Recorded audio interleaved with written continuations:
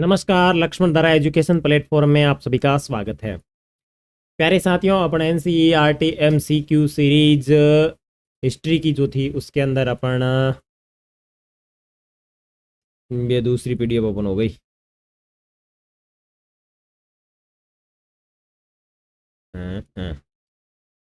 चलो, NCERT MCQ for all exam class 7 के इतिहास विषय की बातचीत कर रहे थे, जिसके अंदर अपन 8वें पार्ट के एमसीक्यू प्रश्नों की बातचीत कर रहे थे, जिसमें अपन ने 8वें अध्याय के 20 प्रश्नों की बातचीत की थी और इसके संदर्भ में आज अपना पार्ट 2 है। ठीक है, तो चलें शुरू करते हैं।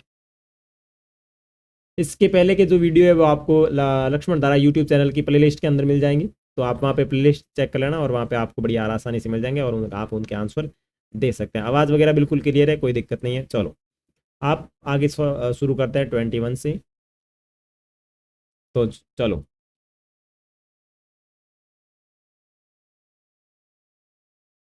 हाँ, निम्नलिखित में से किन पुस्तक उपदेश संकलित है? मैं कबीर के भजन है, मतलब कौन से पुस्तक के अंदर कबीर के भजन अपने को देखने को मिलते हैं? तो 21 के अंदर देखो, गुरु ग्रंथ साहिब पंचवाणी बीजक राग गोविंद, तो कौन सी जो है उसके अंदर इनके ग्रंथ देखने को मिलते हैं? तो इसके अंदर आपके मिलते हैं ग्रंथ साहिब में, पंचवाणी में और बीजक के अंदर। तो इसमें आपका ऑप्शन हो जाएगा सी ऑप्शन राइट हो जाएगा।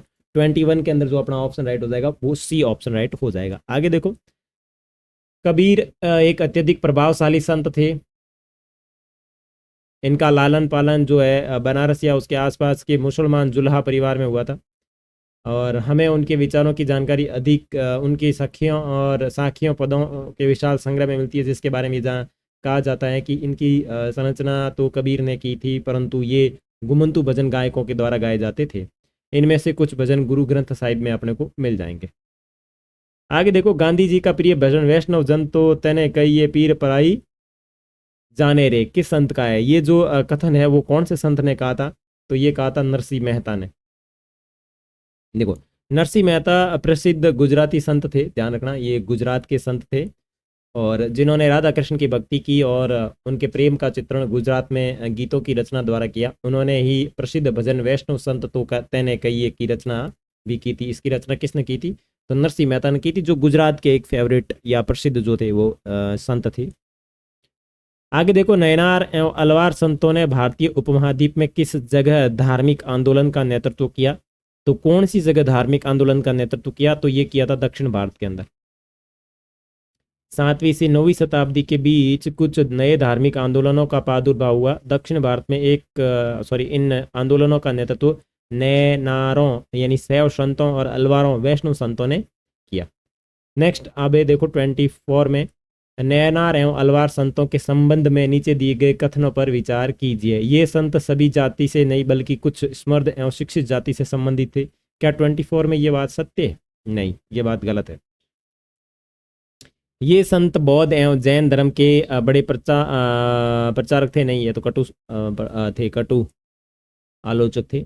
और नयनार एवं अलवार घुमक्कड़ साधु संत थे। यस, तीसरा ऑप्शन इज राइट। इसका मतलब करेक्ट ऑप्शन आपका हो जाएगा सी, यानी केवल 3।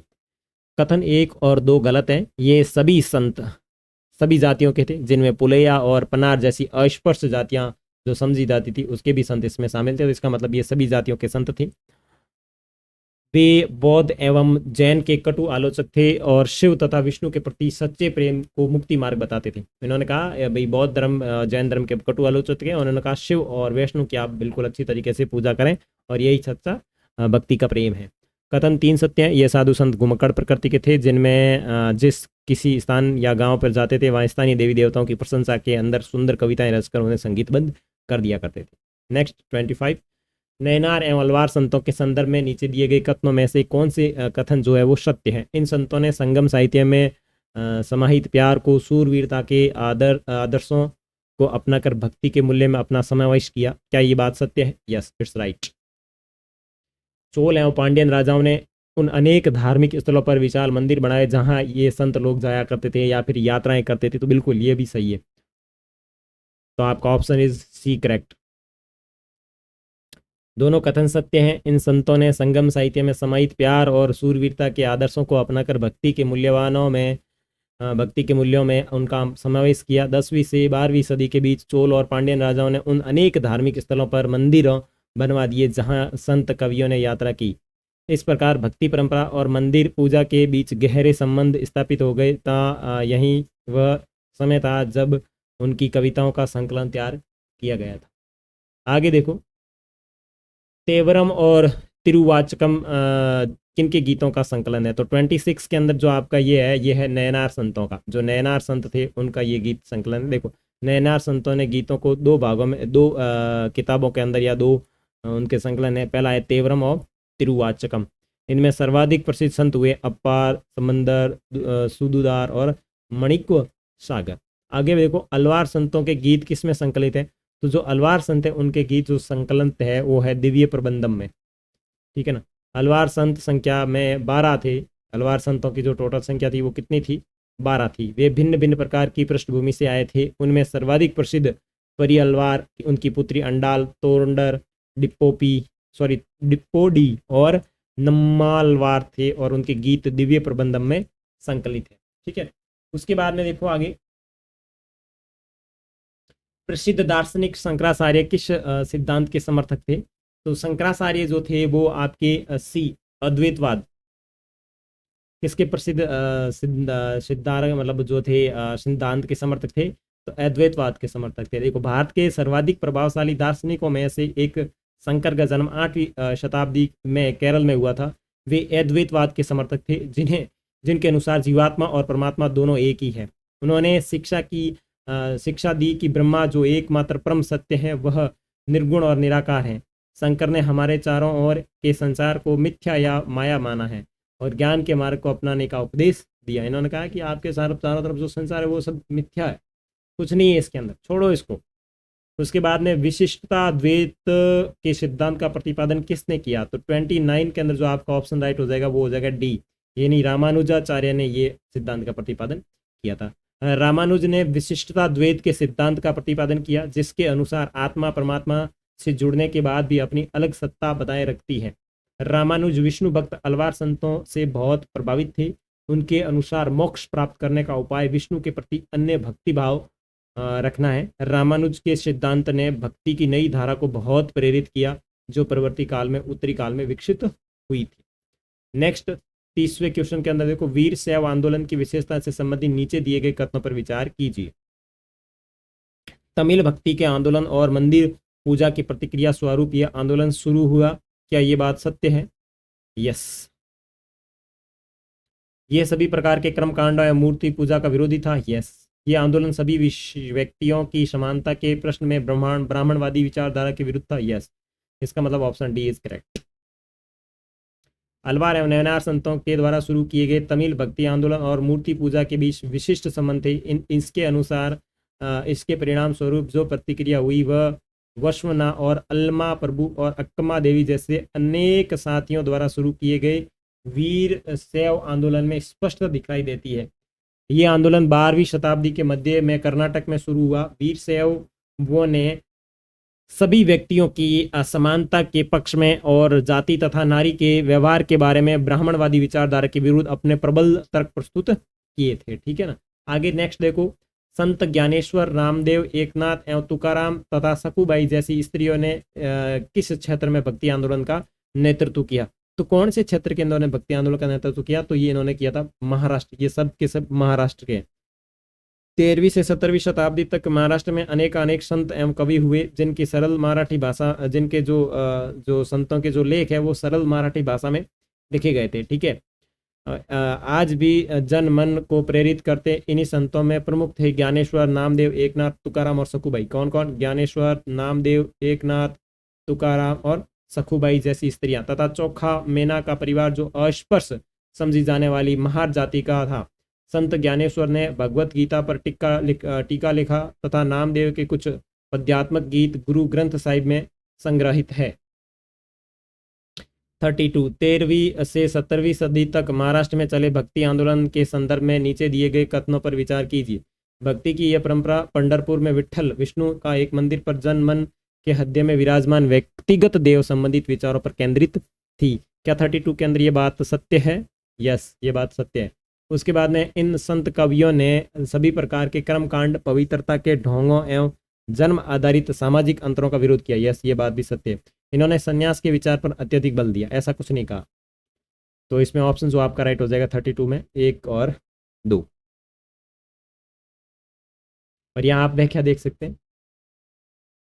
और इन्होंने देखो यहाँ पे लिखा गया है कि इन्होंने संन्यास का जो विचार था इसको उन्होंने ठुकरा दिया था।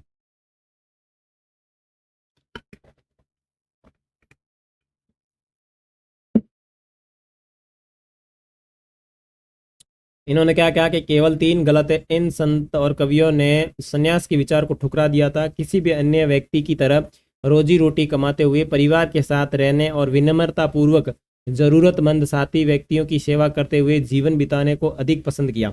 इन्होंने इस बात पर बल दिया कि असली भक्ति दूसरों के दुखों को बांट लेना ही आपकी असली भक्ति है। ठीक है ना। इन्होंने कहा कि असली भक्ति वही है जिसके अंदर आप दूसरों के दुखों को बांट लेते हैं या फिर दूसरों के दुखों को समझ लेते हैं।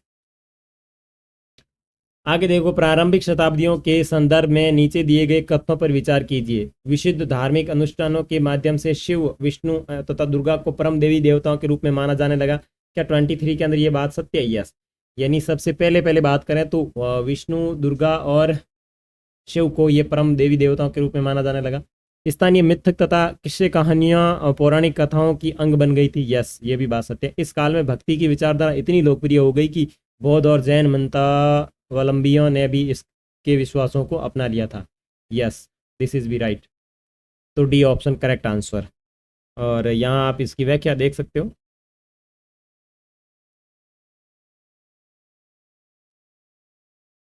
आगे देखो, नामपंथी सिद्धाचार एवं योगी जनों के संदर्भ में नीचे दी गई विशेषताओं का सही कूट चुनिए। इन्होंने संसार का परित्याग करने का समर्थन किया। मोक्ष के लिए इन्होंने योगासन, प्राणायाम, चिंतन मनन जैसी प्रक्रियाओं का माध्यम से मन और शरीर को कठोर प्रशिक्षण देने की आवश्यकता पर बल दिया। ये समाज के उच्च वर्गों में बहुत लोकप्रिय थे। नहीं, ये बात गलत है। आपके 34 के अंदर जो करेक्ट ऑप्शन होगा, देखो ये तीसरा ऑप्शन गलत हो जाएगा।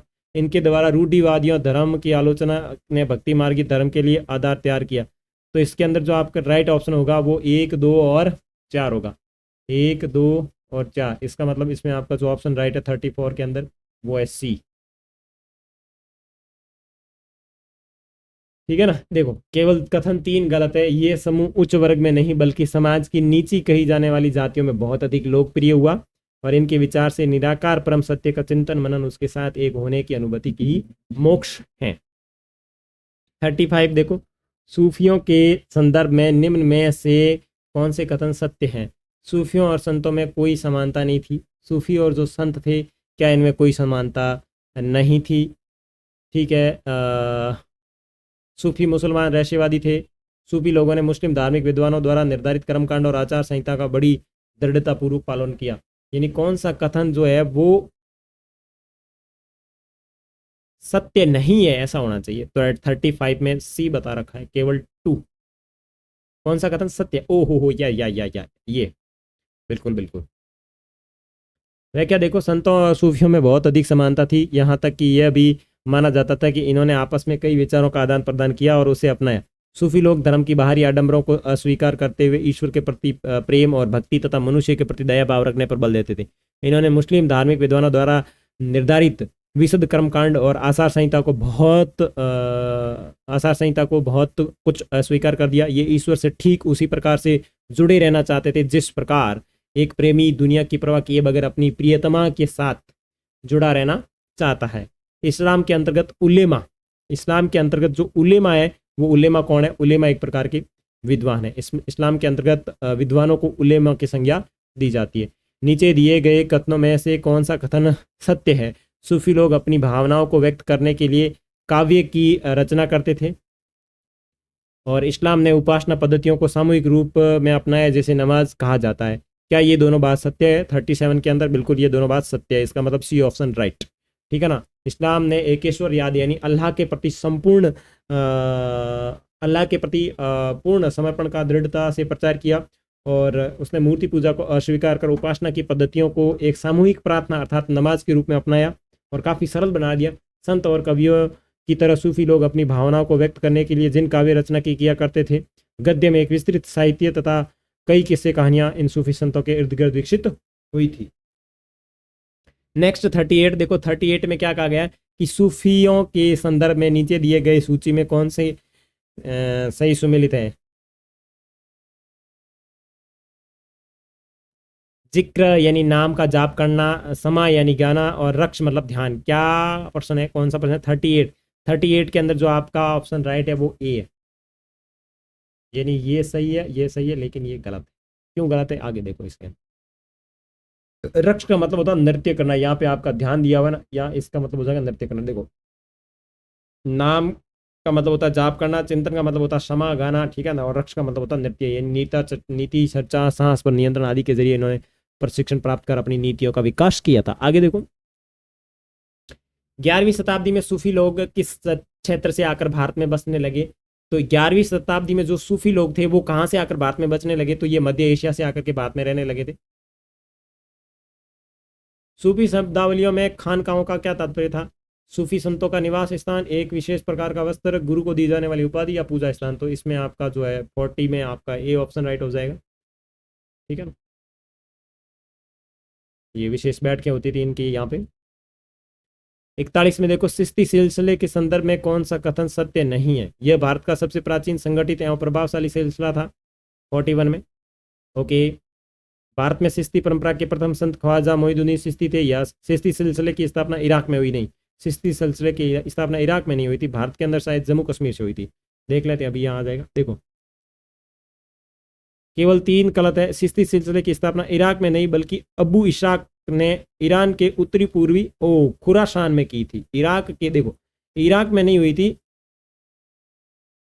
बल्कि अबू इशाक ने ईरान में की थी, ये ध्यान रखना। ईरान के अंदर उत्तरी पूर्वी प्रांत खुरासान में हुई थी, और भारत में सबसे पहले मेरे हिसाब से जम्मू कश्मीर के अंदर हुई थी, ठीक है ना। तुलसीदास ने रामचरितमानस की रचना किस भाषा में की? 42 रामचरितमानस की स्थापना जो है अवधी भाषा में की गई थी। तुलसीराम ने रामचरितमानस की रचना पूर्वी उत्तर प्रदेश में बोली जाने वाली अवधी भाषा, यह अब उनके भक्ति भाव की अभिव्यक्ति और साहित्यिक कृति दोनों दृष्टियों से महत्वपूर्ण है, क्योंकि इसके अलावा उन्हें विनय पत्रिका, गीतावली, कवितावली, बरवे, रामायण आदि की रचना की है। उसके बाद देखो, 12वीं 13वीं शताब्दी के दौरान विकसित हो रहे नए विचारों के बारे में निम्नलिखित तथ्यों पर विचार कीजिए। सभी जीवित चीजें जन्म एवं पुनर्जन्म के अनगणित चक्रों से गुजरती थी। इस अवधि में जन्म प्राप्ति के आधार पर सभी मनुष्य समान नहीं है। नीचे दिए गए जो कथन है उनको सही तरीके से चुनित कीजिए। तो इसमें जो आपका ऑप्शन है वो सी राइट है। 7वीं से 9वीं शताब्दी के दौरान दक्षिण भारत में नए धार्मिक आंदोलनों का उदय हुआ। निम्नलिखित कथनों पर विचार कीजिए। नयनार संत विष्णु के प्रति समर्पित थे, अलवार संत शिव के प्रति समर्पित थे। ओके, वे संगम साहित्य में वर्णित प्रेम और वीरता के आदर्शों से आकर्षित थे। देखो, इसमें ऑप्शन बी राइट है, ठीक है, ये गलत हो गया। नयनार जो थे वो शिव के प्रति थे, और विष्णु जो ये जो अलवार जो थे वो विष्णु के प्रति, ये एक दूसरे को उल्टा, ठीक है ना। अलवार तथा नयनार संतों के बारे में निम्नलिखित तथ्यों पर विचार कीजिए। 63 नयनार और 12 अलवार थे, ठीक है। दिव्य प्रभु दाम में नयनार के गीत संकलित किए गए थे। क्या 45 में option right? Only for 1 right है, ये उल्टा दे दिया इन्होंने, ठीक है। शंकराचार्य दर्शन के बारे में निम्नलिखित कथनों पर विचार करें। उनके दर्शन हमें व्यक्तिगत आत्मा और उच्च सर्वोच्च ईश्वर के बीच का अद्वैत की शिक्षा देते हैं, जो कि परम यथार्थ है। शंकराचार्य ने हमारे आसपास की दुनिया को माया का है और संसार त्याग की शिक्षा दी है। इन्होंने कहा भाई साहब फक्कड़ बन जाओ, क्या ये बात सत्य है 46 के अंदर? यस, दोनों कथन सत्य है। इन्होंने कहा ये कुछ नहीं है, दुनियादारी छोड़ दो, पहाड़ों में जाओ, मस्त भक्ति करो, हरे राम हरे कृष्णा हरे हरे। आगे देखो, रामानुज के बारे में निम्नलिखित कथनों पर विचार कीजिए। नीचे दिए गए कोड में से सही विकल्प का चुनाव करें। तो 47 के अंदर देखो, 47 के अंदर वे नयनार संतों को गहरे रूप से प्रभावित थे। Yes, it's right. उन्होंने अद्वैत सिद्धांत का प्रतिपादन किया था। नहीं, ऑप्शन इज एक ओनली 1 करेक्ट। वीर शैव आंदोलनों के बारे में निम्नलिखित कथनों पर विचार कीजिए। वीर शैव ने सभी मनुष्यों की समानता के पक्ष में दृढ़ता पूर्वक तर्क दिया, ठीक है। यस, ये कथन सही है। वे अनुष्ठान और मूर्ति पूजा के विरुद्ध नहीं थे, बिल्कुल विरुद्ध थे, ये कथन गलत है। इसका मतलब ये राइट है, सॉरी, इसका मतलब 48 के अंदर कौन सा राइट है? ए राइट है। 13वीं से 17वीं शताब्दी के बीच महाराष्ट्र में बड़ी संख्या में संत कवि हुए। निम्नलिखित कथनों पर विचार कीजिए। वहाँ भक्ति पंढरपुर के विठ्ठल विष्णु का एक रूप मंदिर पर केंद्रित था। यस, ये प्रश्न अपन कर चुके हैं। एक नए मानवतावादी विचार का प्रादुर्भाव हुआ क्योंकि उन्होंने इस बात पर बल दिया कि भक्ति दूसरों की पीड़ा को साझा करने में निहित है। नीचे दिए गए कोड में से सही कोड का चयन कीजिए, तो आपका है वो सी इज करेक्ट आंसर। नाथपंथी सिद्धचरों और यौगिकों के बारे में निम्नलिखित कथनों पर विचार कीजिए। उनके लिए मोक्ष का मार्ग ध्यान और ऐक्य की अनुभूति में निहित है। वे भारतीय समाज की हर जाति के बीच लोकप्रिय हो गए। नीचे दिए गए कोड में से उनका चयन कीजिए, तो ये केवल और केवल एक थे, वो हर जाति में नहीं लोकप्रिय हुए थे, वो केवल और केवल नीचे कही जाने वाली जाति के अंदर लोकप्रिय हुए थे। सूफीवाद के बारे में निम्नलिखित कथनों पर विचार कीजिए। उन्होंने बाहरी धार्मिकता को अस्वीकार किया और ईश्वर के प्रति प्रेम तथा समर्पण पर बल दिया। 51 कौन सा 151?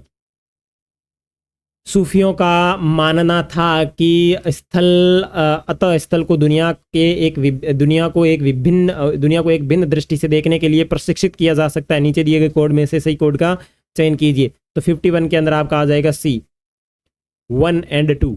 सूफीवाद के ऋषि सिलसिले के बारे में निम्नलिखित कथनों पर विचार कीजिए।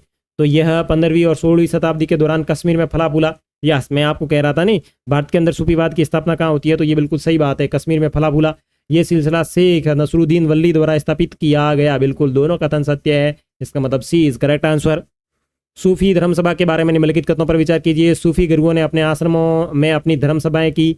सूफी धर्मसभा ने इस सभी प्रकार के मामले पर चर्चा की, चाहे वो राजनीतिक हो या आध्यात्मिक हो। 53 के अंदर केवल और केवल एक ऑप्शन इज करेक्ट आंसर, ये सारे मामले इसमें नहीं आए थे। उसके बाद में 54 देखो। तुलसीदास के बारे में निम्नलिखित कथनों पर विचार कीजिए। पहला कथन है, उन्होंने राम के रूप में ईश्वर की परिकल्पना की और उन्होंने अवधी भाषा में रामचरितमानस लिखी। It's C option. 54 के अंदर आपका सी, बिल्कुल सिंपल भाषा में अवधि में लिखी और रामचरित लिखी, कोई दिक्कत की बात नहीं है। और राम को इन्होंने हरे कृष्णा हरे हरे राम राम माना। ठीक है। सूरदास के बारे में निम्नलिखित कथनों पर विचार कीजिए। सूरदास राम के अनन्य भक्त ना, सूरदास राम का भक्त को होता है भाई। असम के शंकर देव उनके समकालीन थे। नीचे दिए कोड में से सही विकल्प का चयन कीजिए। इस correct is B answer is correct answer. Mirabai के बारे में निम्नलिखित कथनों पर विचार कीजिए। मीराबाई रविदास की शिष्या बनी। उन्हें भी भजनों में उच्च जाति के मानदंडों को खुलेआम चुनौती दी। बिल्कुल 56 के अंदर आपका सी इज करेक्ट आंसर। ये दोनों को सही है, इसका मतलब सी इज करेक्ट आंसर। कबीर ने, जो संभवतः 15वीं-16वीं शताब्दी के संत, उस समय के सबसे प्रभावशाली संतों में से एक थे। निम्नलिखित कथनों पर विचार करें। देखो, कबीर निराकार परम पिता परमात्मा में विश्वास करते थे। यस, कबीर ने अपने अनुयायियों को हिंदुओं से आकर्षित किया, ऐसा कुछ नहीं है भाई, केवल एक राइट है। गुरु नानक देव के बारे में निम्नलिखित कथनों पर विचार कीजिए। उनका जन्म तलवंडी में हुआ। सांझा चूल्हा लंगर की शुरुआत उन्हें के ही द्वारा की गई थी। 58 के अंदर सी, बिल्कुल सिंपल है। आपने अगर नोट्स पढ़ रखे तो आपको 82, अब उसमें कुछ प्रश्न दिए हैं वो वापस यहाँ पे रिपीट हो रहे हैं, कोई दिक्कत है नहीं, तो इनको थोड़ा बहुत तोड़ मरोड़ के रिपीट किया गया, तो ऐसा कोई इश्यू है नहीं, आप आराम से कर सकते हैं। और आज की इस वीडियो का अंतिम प्रश्न, निम्नलिखित कथनों पर विचार करें। गुरुमुखी लिपि की शुरुआत गुरु नानक देव ने की थी। गुरु ग्रंथ साहिबा को गुरु तेंग बहादुर द्वारा संकलित किया गया, नहीं, गुरु अर्जन के द्वारा किया गया था।